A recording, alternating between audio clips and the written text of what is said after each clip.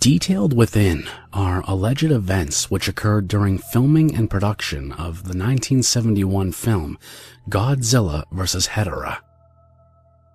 As such, all are but rumors, yet some persist that they're true. From 1954 onward, the Godzilla series had become popular enough to be a staple of pop culture and an everyday commodity in Japan, with new movies being produced yearly on decent budgets, half of which went toward costume design. It became a regularity in what was known as the Showa era of kaiju films, a trend that persisted well into the 70s. Much like everything else, the Godzilla series of films began to experience franchise fatigue, with production values becoming cheaper and cheaper, new costumes looking shoddy, and the recycling of stock footage. This particular phase of fatigue was never more evident than in 1969's All Monsters Attack.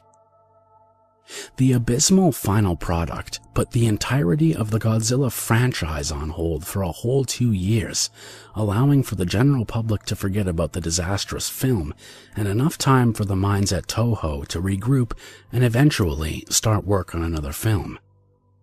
It was originally intended for the franchise to end after the release of Destroy All Monsters several years prior, but the release of yet another film made it impossible to end a franchise that had made them famous, so it was quickly decided that work on another entry into the franchise was to start immediately. It was decided early on that the next installment would carry a message much like the original Godzilla film chose to 20 years prior. But rather than focusing on the dangers of nuclear radiation, the message would instead focus on pollution and its effects on the environment. From this idea, Godzilla's opponent, Hedorah, was formed. Designed to be a smog monster, Hedorah's appearance was originally much different. The initial drafts were similar to that of Godzilla, albeit with a stockier build, elongated face, and more round teeth in an ashen gray color. More or less, a non-threatening design. This appearance would be the groundwork for the new film, and as such, a new, young director was chosen to lead. Quiet, introverted, and sometimes described as imposing, Yoshimitsu Bano was chosen as the lead director for Godzilla vs. Hedorah, an undertaking that made the company uneasy, to say the least, as Bano had yet to ever direct any kaiju film, much less a Godzilla one. Toho hesitantly allowed Bano to take the reins, and the project continued as expected. Unfortunately for the team, as well as Toho, things would not go as planned. Bano started confident in his ideas that he proclaimed regularly, and his co-workers often described his visions for the film as off the wall and strange. Given only 35 days to shoot the film, Bano and co-writer Takeshi Kimura often locked themselves away on weekends and bantered back and forth over potential film ideas. One report claimed Bano and Kimura yelled feverishly until the early morning, neither leaving the room until an agreement was made. Bano was also known for changing his ideas last minute, turning Hedorah's design from a Godzilla-esque monster to a large, towering blob, a tendril-like creature with large, red eyes merely days before the costume-building process was to begin. As time went on and filming progressed, tensions ran high between production and the actors themselves, as many shoots ended with several arguing that scenes weren't just right after the actors had repeated them any number of times, leading to them storming off from each other, actors decrying the capabilities of the production team and not speaking to them until the next shoot. As these spats between them escalated higher and higher, Bano himself often remained disconnected from these events, as every time they would occur, he would simply leave, but not before quietly speaking his mind on how he thought none of them performed up to par. This irritating and disconnected behavior persisted to the point of extremity in some cases, as actor Kanpachiro Satsuma, who portrayed Hedera, was apparently struck during filming with appendicitis. Doctors were forced to perform the appendectomy while still removing the Hedera suit, not because it was too elaborate to remove, but because Bano ignored Satsuma's serious complaints until other members of the production stepped in and helped. When questioned later, Bano simply stated he was ignorant to the cries and had too much to film in too little time. Some say Bano would lock himself in his office with small supplies of food for days on end after hearing these heated arguments, speaking, but to no one in particular, occasionally cursing loudly, thrashing, sending objects flying about the room. These occurrences would then be followed by long periods of silence, the only audible sound being Bano scribbling furiously on his notepad. On top of these was a particularly nasty rumor about the supposed 20 whole minutes cut from the final film.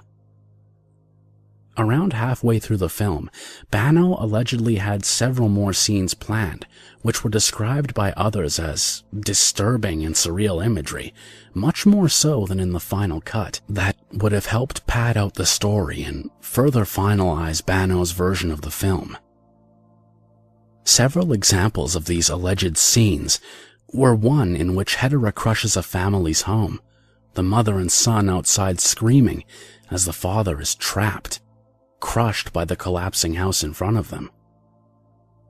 One, portions of which are seen in the film, included a surreal dance party in which the participants wore bunny masks, smeared unknown substances along the walls, injected heroin, and even wrote nonsensical scrawling on any and all flat surfaces. Another would involve a young psychic child, upon seeing Hedera's arrival, be plagued by horrific night terrors featuring bizarre, macabre illustrations of previous kaiju that Godzilla had fought before. The last example was one which Bano himself described in great detail to Takeshi Kimura during a late-night session, and had Godzilla fighting Hedera into a grassy countryside. They would continue to thrash about, the sky growing dark, when Hedera would gain the upper hand, wrapping its tendrils around Godzilla's arms and neck, allowing for traces of blood to ooze from Godzilla's mouth.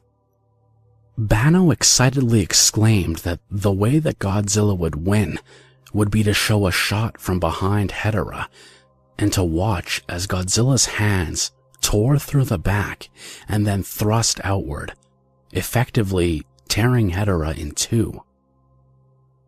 While later Godzilla films would take a decidedly more violent approach, this idea was still struck down almost immediately for being too over the top, considering the vast majority of the audience for these films were children. These changes, which did not please Toho, were cut from the film prior to release, much to Bano's dismay. As there was no time to refilm certain scenes, the final cut of Godzilla vs. Hedera was even more bizarre than intended. It was described as eerie, bizarre, and, in a most extreme case, utterly nonsensical and insane.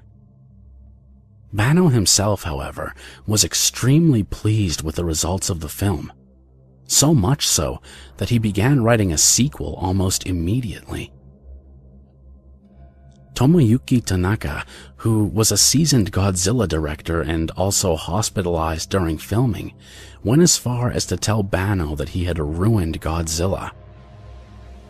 Bano was not discouraged, as he was even more determined to have his sequel made.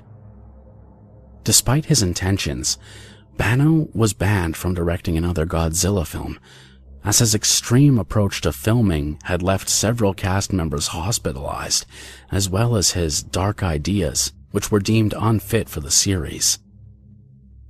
Bano, Obviously unpleased with this turn of events, cut communication with many of his superiors as well as those around him.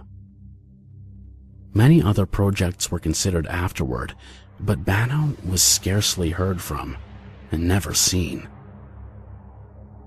The last accounts anyone had of Yoshimitsu Bano after his directorial debut are vague at best, but the only foreseeable conclusion is as follows. Mere months after his ban, he quit his job as assistant director to several cartoons and cut contact with those around him, packing his documents, along with the remaining 20 minutes of footage not seen in the final film, and disappearing. It's unknown what exactly happened to Bano or what became of the 20 minutes of footage, but for better or worse, neither were ever seen again.